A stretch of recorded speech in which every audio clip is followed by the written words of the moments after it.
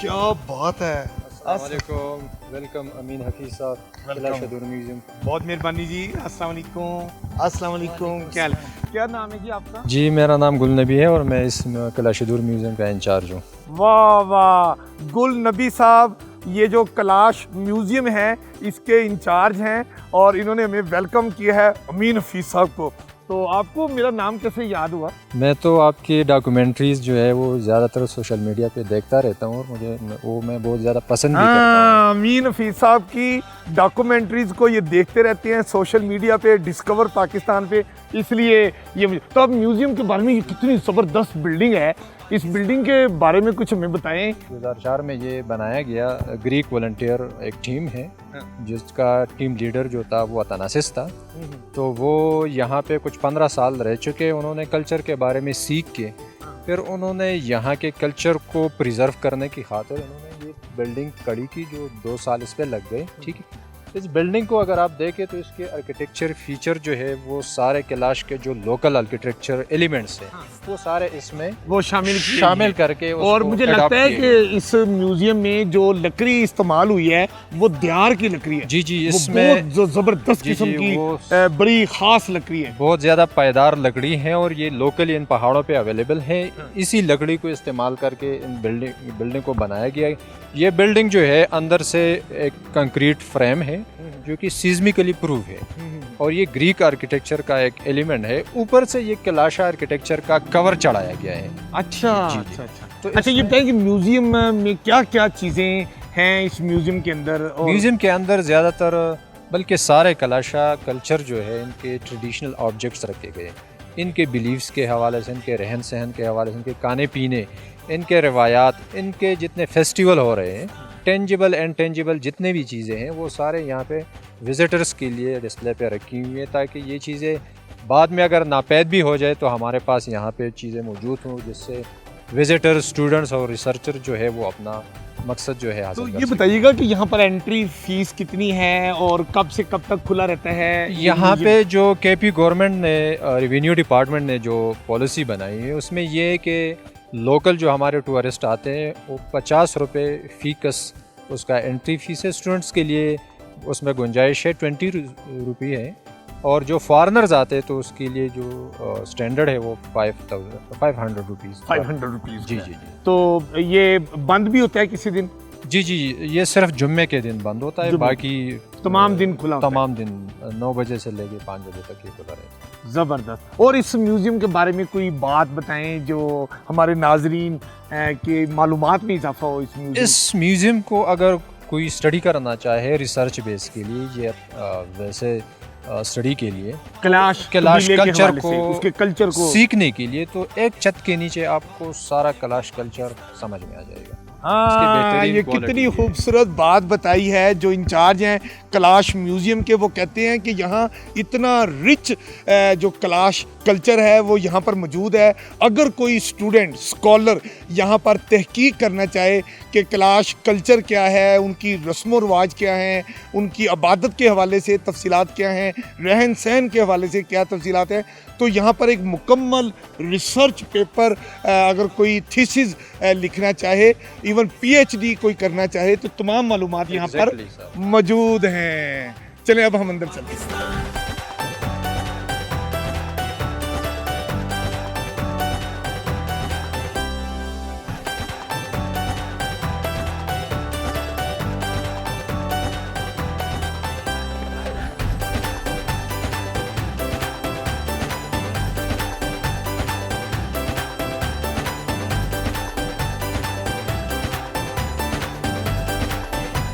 अच्छा ये बताइए क्या है यहाँ पर? ये जो गैलरी है इसमें इनके जो traditional Kailasa traditional woollen dresses हैं वो सारे इसमें रखे गए हैं। इसमें इनके ड्रेसेस हैं और जो शॉल्स लेडी स्पेशली इस फेस्टिवल के दौरान फैशन के तौर पर इस्तेमाल करते हैं वो भी इधर पड़े हुए हैं। इसके अलावा जो मर्दों को जूते पहनाए जाते हैं जिस पे एम्ब्रॉयडरी वर्क हो चुके हैं तो वो भी इधर पड़े हुए हैं। तो सारे इनके जो पहनने की चीज़ें जी मुकम्मल चीज़ें हैं। तो इसमें ये बच्चों के हैं और ये जो है तो ये लेडी ड्रेस है जो कि वुलन है। इसका टेक्स्ट जो है जो जिन चीज़ों से ये बनते हैं पहले तो वुलन होते थे, आजकल ये जो है रेडीमेड काटन आता है उससे बने, लेकिन कलर वही है, ब्लैक कलर है। चले आगे देखते हैं जी, ये देखते हैं, ये बताइए ये क्या चीज़ें हैं जी, ये आप इनके बारे में कुछ हमें बताएं। ये जी इनके जो जब कोई फौतगी हो जाती है या इनके यहाँ कोई त्यौहार जब होता है तो ये म्यूज़िकल इंस्ट्रूमेंट्स हैं, ये बजाते हैं इसमें, और डोल और तब। और इसके अलावा यहाँ पे जो मॉडल्स रखे हुए हैं, तो जब कोई बंदा फौत हो जाता है तो इसकी याद में जंगल से लकड़ी काट के एक ही पीस से एक एफिजी बनाई जाती है ताकि उसकी याद रहे। तो जिस जगह पे उनको दफनाया जाता है वहीं पे इसको इंस्टॉल किया जाए। तो ये दो तरह के होते हैं, एक कब्रिस्तान में इंस्टॉल करते हैं, एक जो है गांव के एंट्रेंस पे।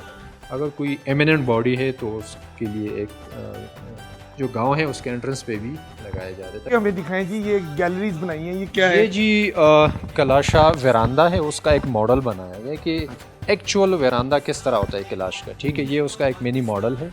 इसमें जितनी कार्विंग होती है, वुडन कार्विंग जो कि लोकली कलाशा कार्विंग है, तो इस पर डिपेक्ट किया गया है। इसमें मुख्तलिफ डिज़ाइंस है।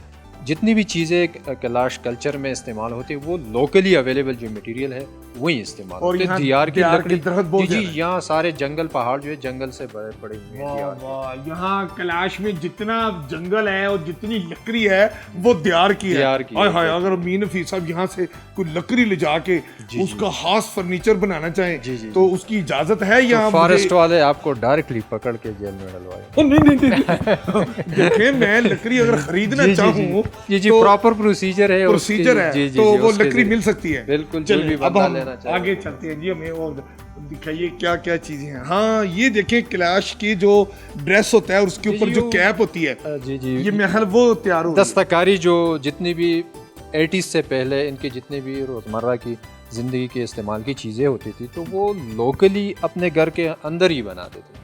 वो खड्डी जिसको बोलते हैं। तो ये वूल जो है शीप और गोट से हासिल करके, ठीक है, उसके तस्वीरों में दिखाए गए हैं। ये क्या है, ये क्या बना हुआ है? अच्छा, ये पुराना जो टेम्पल था कैलाशू का, 2008 में उन्होंने उसको गिराना चाहा तो ग्रीक्स ने उनसे जो पुराने एलिमेंट्स थे वो ख़रीद के यहाँ पे प्रिजर्व किए ताकि हमारे पास पुरानी जो ओरिजिनल चीज़ें हैं वो रहे। तो ये गेट का राइट साइड है और ये लेफ़्ट साइड है। तो टेंपल की पहचान ये है कि उसके राइट लेफ़्ट साइड पे दरवाजे पे उस पर रैम हेड्स जो है, वुडन रैम हेड्स, तो ये बकरे दुम्बे का सर है।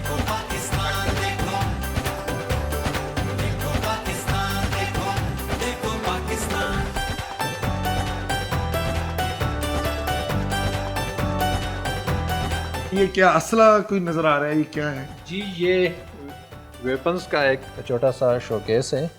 इसमें जितने वेपन्स रखे हुए हैं ज़्यादातर इसमें दो जो नीचे हैं ये ब्रिटिश पीरियड से इनका ताल्लुक है, जब ब्रिटिश यहाँ पे इन्होंने ऑक्युपाई किया तो ये उस दौर से है। बाकी ऊपर जो पटाखादार गन है तो ये लोकली यहाँ पे इस्तेमाल होता था और ये नूरिस्तान में भी इस्तेमाल होता है और इस तरह भी इस्तेमाल होता है। तो इसमें ये जो इनके बुलेट्स हैं और इसमें बारूद वगैरह भर के उसको इस्तेमाल किया। तो ये ज़्यादातर चरवाहे अपने साथ अपनी हिफाजत, अपने भेड़ और बकरियों की हिफाजत के लिए रखते हैं।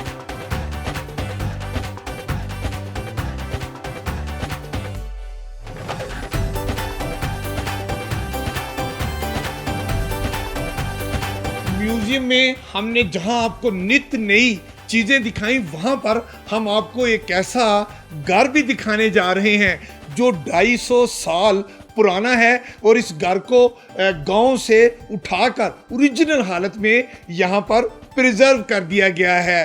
तो हम गुल नबी साहब से चाहेंगे कि वो हमें इस पुराने 250 साल पुराने घर के बारे में क्या क्या चीज़ें अंदर मौजूद हैं वो दिखाएं। इसमें जी जितने भी चीज़ें कैलाश कल्चर के हवाले से कैलाश घर के अंदर जो चीज़ें मौजूद होती हैं वो सारी चीज़ें यहाँ डिस्प्ले पे रखी हुई है, ठीक है, अपनी ओरिजिनल हालत में। लेकिन इसके साथ साथ मैं ये भी बताता चलूँ कि यहाँ पे म्यूज़ियम के अंदर हमारे साथ जितना भी स्टाफ है, मेल एंड फीमेल, वो सारे इस कैलाश कम्युनिटी से रिक्रूट किए गए हैं ताकि इस अपने कल्चर की ख़ुद हिफाजत भी कर सकें और जितने भी विजिटर्स आते हैं, टूरिस्ट आते हैं, उनको अच्छे तरीके से ब्रीफिंग भी दें, एक्सप्लेन भी कर सकें। ये देखें ना, म्यूज़ियम की खूबी है कि इस घर को और इस म्यूज़ियम को जो बताने वाले हैं, आगाही देने वाले हैं, वो भी कैलाश कम्युनिटी के लोग हैं। चलिए जब हम अंदर चलते हैं। हाय हाय क्या जबरदस्त सीढ़ी है।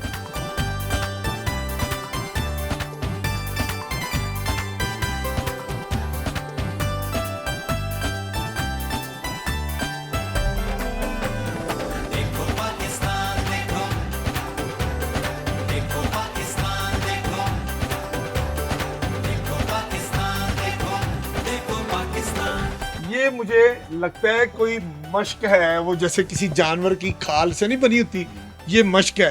तो ये किस लिए इस्तेमाल होती रही है? ये जी दुम्बे के काल से बनाते हैं और ये लस्सी बनाने के लिए ये इस्तेमाल करते हैं। हाय हाय हाय। और मगर मीन हफीज साहब, अगर इसमें दही, दूध और उसमें चीनी और बर्फ डालें तो इसको अच्छी तरह हिलाएं, हैं ऐसे ऐसे, तो लस्सी बन जाएगी। बहुत जबरदस्त। लेकिन हम लाहौर में तो लस्सी बनाते हैं उसमें कूंडे में डाल के ना सारा कुछ और रखते हैं जबरदस्त। तो इस ये जो खाल है जानवर की, दुम्बे की खाल, इसमें ये सारा मटेरियल इसमें सारा मटेरियल डाल के और उसको अपना एक तरीका है उसके जरिए हिला के, अच्छा। ठीक है ना, तो उससे वो लस्सी भी बन जाती है। उसका जो पनीर वगैरह होता है या जो एक्सट्रैक्ट होते हैं, मक्खन वगैरह, वो सारे निकाल के वो भी आराम से। तो ये जो हम बर्तन देख रहे हैं और ये जो ऊपर ये सींग है, मेरे ख्याल मुख्तलिफ जानवर जी, जितने भी जानवर ये लोग ज़बह करते हैं किलाशी, तो इनका सींग भी इनके लिए, चूँकि जानवर सारे इनके लिए मुकद्दस है और इनके साथ उनका बहुत ज़्यादा फितरी लगाव है,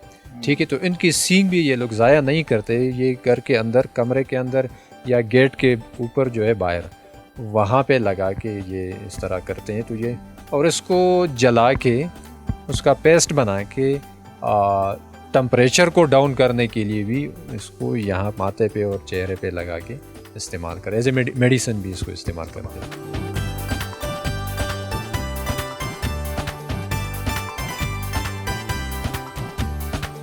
यहाँ हम मुख्तलिफ ये बर्तन देख रहे हैं। ये मुझे लगता है कि ये चमचे हैं कोई पुराने दौर के, और ये लालटेन भी हमें नज़र आ रही है। ये सारा ये क्या है जी, हमें कुछ बताएं। ये बर्तन है, ये क्या है, ये किससे बने हुए हैं? पहले दौर में चूँकि यहाँ पे रेडीमेड चीज़ें नहीं आती थी, तो ये यहाँ के लकड़ी के इस्तेमाल करके उससे चम्मच बनाते थे, जो कि इन सर्दियों में मुख्तलिफ़ तरह के फेस्टिवल में मुख्तलिफ़ तरह के सूप बनाते हैं। तो अच्छा। उसको बनाने में ये जो है मुआविन साबित होते हैं। और ये हमें बताएं, ये क्या है? ये कढ़ाई है, चूँकि ये लोग कमरे के बीच में खाना पकाते हैं, रोटी पकाते हैं। तो इससे एक तो ये है कि कमरे के अंदर इनको खाना भी मिल जाता है, दूसरा इसका फ़ायदा ये है कि कमरा उससे गर्म रहता है। तो दो फायदे इसमें। जी, आपने सुना कि जो कैलाश के लोग हैं, ये जहाँ जिस कमरे में रहते हैं उसी कमरे में इनका चूल्हा होता है, वो जो हीटर कहते हैं, उससे भी कमरा गर्म होता है। और जो खाना पकाते हैं वो भी चूल्हा कमरे के अंदर ही आपने कहा रखते हैं, ताकि उसका जो लकड़ी जलती है, खाना तैयार होता है, तो वो सारी हीट जो है वो जो कमरे को गर्म रखती है। ऊपर से इतने मोटे मोटे ये कपड़े भी पहनते हैं। और टेम्परेचर कितना आपने बताया था? रात को -15 तक ये चला जाएगा। -15 टेम्परेचर कैलाश के अंदर होता है। जी, जो हमारे लिए नाकाबिल बर्दाश्त तो -15 पे नहीं रह सकते।